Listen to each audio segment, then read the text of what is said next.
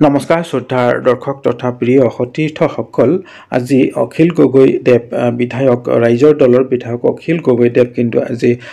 মাজুলীলৈ যায় আৰু মাজুলীত দেখিবলৈ পোৱা গৈছে তেখেতে সংবাদ মাধ্যমৰ আগত ফেৰীৰ ওপৰতেই বিভিন্ন কথা ক'লে আৰু তেখেতক আদৰণি জনোৱা দেখা গ'ল উষ্ম আদৰণি জনাইছে আৰু তেখেত কোৱা মতে বহু লোকৰ লগত আলোচনা কৰিছে মত বিনিময় কৰিছে ফেৰীৰে যাওঁতেও বহু লোকৰ লগত আলোচনা কৰিছে মত বিনিময় কৰিছে আৰু তেখেতে কোৱা মতে 100% লোকেই সহমত আছে তেখেতৰ মতৰ লগত অৰ্থাৎ গৌৰৱ গগৈৰ সপক্ষে ৰায়দান কৰা বুলি তেখেতে প্ৰকাশ কৰিছে যে কিছুমান কাৰণত হয়তো বহুতে প্ৰকাশ কৰিব নোৱাৰে আঁচনি বা চাকৰিৰ দায়বদ্ধতাৰ ক্ষেত্ৰত প্ৰকাশ্যে ক'ব নোৱাৰে এই বুলি তেখেতে মন্তব্য কৰিলে সংবাদ মাধ্যমৰ আগত ভিডিঅ' এটি আছে আপোনালোকে চাব পাৰিব ভিডিঅ'টো মই এতিয়াই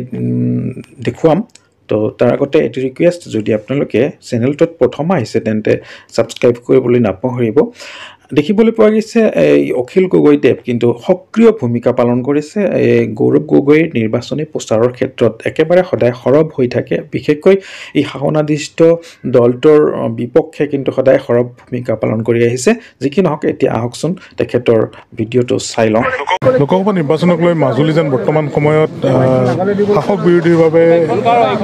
কেন্দ্ৰবিন্দু হৈ পৰিছে সকলোৰে যেন দৃষ্টি নিবদ্ধ আছে মাজুলীত আৰু বৰ্তমান সময়ত আজি বিহুৰ দিনা প্ৰচাৰৰ বাবে ইয়াত উপস্থিত হৈছে সি ৰাইজৰ দলৰ সভাপতি তথা বিধায়ক অখিল গগৈ ডাঙৰ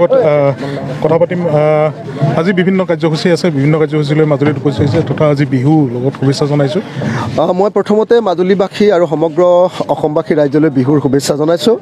মাজুলী আহি উপস্থিত হৈছোঁ গৌৰৱ গগৈৰ কাৰণে বিহু আমাৰ খোৱা হোৱা নাই কালিৰ দিনটোতো আমি কালি গৰু বিহুৰ দিনা মাক সেৱা কৰিলোঁ নামঘৰত সেৱা কৰিলোঁ 5খনমান বিহুৰ লগত নাচিলোঁ আৰু তাৰ পাছত কালি কেইবাখনো চিৰিজ অফ মিটিং কৰিলোঁ আৰু প্ৰচেছনো কৰিলোঁ চিৰিজ অফ মিটিং কৰিলোঁ সেইটো কালি শিৱসাগৰ সমষ্টিত কৰিলোঁ আজি আমাৰ আচল যিটো গৰু বিহু কি কয়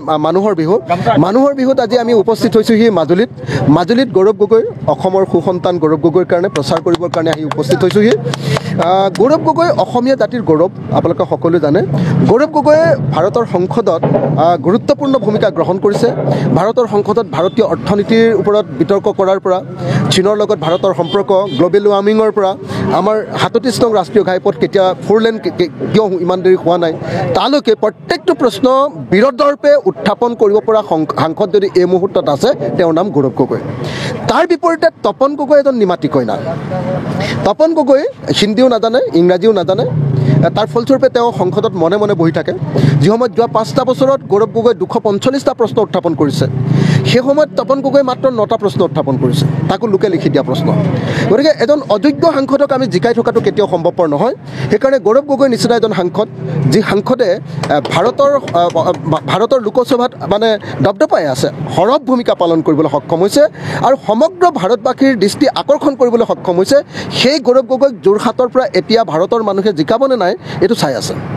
যোৰহাটৰ মানুহে আমি জিকাই পঠিয়াম নে নপঠিয়াম ভাৰতৰ সকলো মানুহে চাই আছে আৰু যদি কেনেবাকৈ জিকাই পঠিয়াব নোৱাৰোঁ তেতিয়াহ'লে এইটো প্ৰমাণিত হ'ব যে আমি অসমীয়া জাতি বিপথে পৰিচালিত হৈছোঁ আমি ভুল পথে গৈছোঁ গতিকে এই মুহূৰ্তত মই ভাবোঁ যে গৌৰৱ গগৈক সকলোৱে ভোটদান কৰিব লাগে মই মাজুলীবাসীক যথেষ্ট আমি সন্মান কৰোঁ ভাল পাওঁ গতিকে মাজুলীবাসীৰ ওচৰলৈ আমি আহিছোঁ মাজুলীবাসীক আমি আহ্বান জনাবলৈ আহিছোঁ যে যাতে নিমাতী কইনা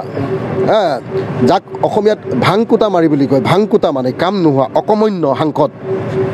যে এটাও বক্তৃতা ডিবেটছত অংশগ্ৰহণ কৰিব নোৱাৰে তপন গগৈ যে এটাও বক্তৃতাত অংশগ্ৰহণ কৰিব নোৱাৰে কেৱল নিজৰ দলক তেল মাৰিব পাৰে কিন্তু ৰাইজৰ কাৰণে একো কাম কৰিব নোৱাৰে তেনেকুৱা তপন গগৈক নহয় গৌৰৱ গগৈ যি সমগ্ৰ ভাৰত কঁপাই থাকিব পাৰে সেই গৌৰৱ গগৈক ভোটদান কৰিবৰ কাৰণে ক'বৰ কাৰণে মাজুলীবাসীৰ ওচৰত আহি আজি বিহুৰ দিনটোত উপস্থিত হৈছে যাত্ৰীসকলৰ লগত আহিছে গতিকে যাত্ৰীসকলৰ পৰা কিছু জানিব পাৰিছে নিশ্চয় মই ফেৰীত যাত্ৰীসকলৰ লগত সকলোৰে লগত কথা পাতিছোঁ আৰু যোৰহাটৰ পৰা যিসকল যাত্ৰী আহিছে মাজুলীৰ যিসকল যাত্ৰী আহিছে সকলো ক্ষেত্ৰতে আমি দেখিছোঁ যে সকলো জাতিয়ে গৌৰৱ গগৈক জিকাব এনেকৈ বুলি কৈ আছে। গৌৰৱ গগৈ ভোট নিদি আমি কাক দিম এনেকৈ কৈছে। কিছুমানে কৈছে যে আমি মুখেৰে ক'ব পৰা নাই, কাৰণ আমাৰ চৰকাৰী কোনোবাই চাকৰি কৰে, কোনোবাই চৰকাৰী স্কিম পায়, গতিকে দিগদাৰ কৰিব পাৰে, গতিকে আমি মুখেৰে ক'ব পৰা নাই। কিন্তু গৌৰৱ গগৈ আমি জিকামেই বুলি যাত্ৰীসকলে মাজুলীৰ ফেৰীত যিমান যাত্ৰীৰ লগত কথা পাতিছোঁ 100% আমাৰ যোৰহাট লোকসভা যিমানবিলাক যাত্ৰী লগ পাইছোঁ 100%ে গৌৰৱ গগৈ জিকাম বুলি কৈছে। আৰু গৌৰৱ গগৈ নিজিকাই জিকাব কাম? তপন গগৈ কিবা কাম আছে নেকি কওক? সাংসদ হিচাপে দিল্লীত এটাও বক্তব্য, এটাও কথা ক'ব নোৱাৰা নিবুকা চামন, যি এটাও বক্তব্য দিল্লীত ক'ব নোৱাৰে, তেওঁক জিকাই লাভ আছে কি? গতিকে গৌৰৱ গগৈক আমি জিকাব লাগিব। আৰু বহুতে কৈ থাকে যে নহয় চৰকাৰী সাংসদে সংসদত বেছি কথা কোৱাৰ দৰকাৰ নাই, কিন্তু তেওঁলোকে উন্নয়নমূলক কাম কৰে। মই সুধিব খুজিছোঁ যে মাজুলীৰ কাৰণে তপন গগৈ কিবা কেন্দ্ৰীয় কিবা ইনষ্টিটিউশ্যন, কেন্দ্ৰীয় কিবা অনুষ্ঠান, যেনেকৈ IIM, যেনেকৈ IIT, যেনেকৈ এইমছ, এনেকুৱা কিবা অনুষ্ঠান আনিবলৈ সক্ষম হৈছে নেকি মাজুলীৰ কাৰণে? তপন গগৈ আনিবলৈ সক্ষম হৈছে নেকি? আমাৰ যোৰহাট গোটেই লোকসভা সমষ্টিৰ কাৰণে এটাও প্ৰজেক্ট আনিব পৰা নাই। আনকি আজিৰ দিনটোলৈকে সৈনিক স্কুল এখন আনিব পৰা নাই, আজিৰ দিনটোলৈকে চেণ্ট্ৰেল স্কুল এখন আনিব পৰা নাই। গতিকে এনেকুৱা পৰিস্থিতিত মই ভাবোঁ যে গৌৰৱ গগৈক আমি সকলোৱে জয়ী কৰাব লাগিব। গৌৰৱ গগৈ অসমীয়া জাতিৰ গৌৰৱ। গৌৰৱ গগৈ অসমীয়া জাতিৰ এতিয়া মানে মইতো ভাবোঁ যে যদি কোনোবা মানুহে গৌৰৱ গগৈক ভোট নিদিয়ে তেওঁ গোটেই জীৱন পস্তাই থাকিব লাগিব, গোটেই জীৱন তেওঁ অনুতাপ কৰিব লাগিব যে হাই আমি কিয় গৌৰৱ গগৈক ভোট নিদিলোঁ, ইমান ডাঙৰ সাংসদজনক, ইমান গুৰুত্বপূৰ্ণ সাংসদজনক। লোকসভা নিৰ্বাচনক লৈ মাজুলী অভিকেন্দ্ৰ হৈ পৰিছে নেকি? যিহেতু মাজুলীলৈ বিভিন্ন সময়ত প্ৰচাৰ কৰিবলৈ নেতা আহিছে।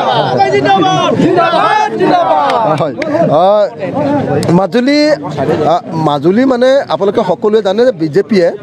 মাজুলীক মানে তেওঁলোকে এটা মানে প্ৰতীক ৰূপে দেখুৱায়। তেওঁলোকে মাজুলীৰ মানুহৰ চেণ্টিমেণ্টটোক মানে আদায় কৰি গোটেই মাজুলী ভোট ল'ম বুলি ভাবে। এতিয়া হিমন্ত বিশ্ব শৰ্মাই কৈ আছে যে মাজুলীৰ পৰা তেওঁলোকে 60,000 লিড পাব। মই আজিহে মাজুলীলৈ গৈ ৰাইজৰ লগত গম পাম যে আচলতে 60,000 লিড মাজুলীৰ মানুহে তপন গগৈক দিয়ে নে গৌৰৱ গগৈক দিয়ে, এইটো আমি মাজুলীলৈ গৈহে গম পাম। এতিয়া মই আজি ৰাইজৰ লগত কথা পাতিহে, সেইকাৰণে মই এটা কথা কনফাৰ্ম, আপোনালোকে দেখিছে যদি 60,000 মাজুলীয়ে লিডেই দিলেহেঁতেন তেতিয়াহ'লে হিমন্ত বিশ্ব শৰ্মাটো ইমান অস্থিৰ হৈ নাথাকিলেহেঁতেন ন? হিমন্ত বিশ্ব শৰ্মাই ইমান ভয় খাইছে কিয়? যেতিয়াই গৌৰৱ গগৈ কেণ্ডিডেট দি দিলে লগে লগে তেওঁ টোপনি নোহোৱা হৈছে কিয়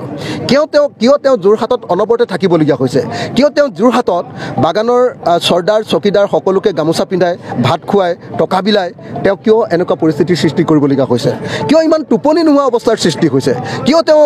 পীযুষ হাজৰিকাৰ জৰিয়তে গোটেই নামঘৰবিলাকত পইচা দিবৰ কাৰণে মানে নামঘৰবিলাকে ঘৰে ঘৰে গৈ পইচা বিলাবলগীয়া পৰিস্থিতিৰ হৈছে কিয়? যদি ইমানেই ভোট তপন গগৈক দিয়ে, ইমানেই ভোট যদি ৰাইজে বিজেপিক দিয়ে, তেতিয়াহ'লে আজিৰ দিনটোত আপোনাৰ হিমন্ত বিশ্ব শৰ্মাৰ টোপনি নাইকিয়া হৈছে কিয়? মই ভাবোঁ যে অসমৰ মানুহে কেতিয়াও এজন নিবুকা চামন কাম নাইকিয়া সাংসদক তপন গগৈক কেতিয়াও ভোট নিদিয়ে। ভোট দিব গৌৰৱ গগৈ, আমাৰ জাতিৰ গৌৰৱ গগৈক, অসমীয়া জাতিৰ গৌৰৱ গগৈক, সকলোৰে গৌৰৱ গগৈক সকলোৱে নিশ্চয় ভোটদান কৰিব। মই আশা কৰোঁ মাজুলীবাসী ৰাইজে বেছিকৈ ভোটদান কৰিব গৌৰৱ গগৈ আৰু মাজুলীক আমি